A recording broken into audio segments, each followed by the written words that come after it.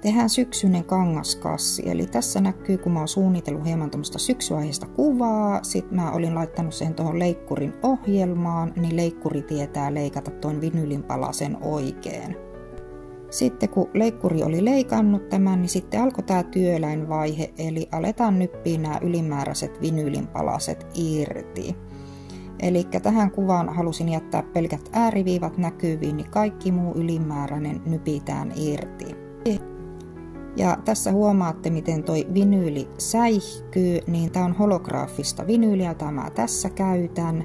Eli kun valo osuu siihen, niin se hohtaa tommosena sateenkaaren väreillä.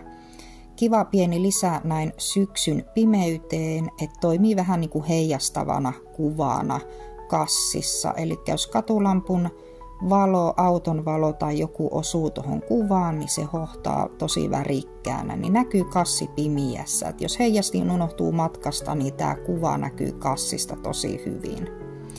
Sitten kun oli nypitty nuo kuvat, niin sitten tämä tausta vielä tuosta pois, kun sitä me ei haluta siihen kangaskassiin. Ja sen jälkeen vaan sitten tämä kuva kassiin kiinni ja lämpöprässiin. Eli tässä mä lämpöprässäsin tämän kuvan, suojakalvo pois ja kassi olisi valmis. Ja tässä näkyy valmis kassi, tässä on luonnonvalossa, näkyy ääriviivat ja tämä kuva tämmöisenä mustana.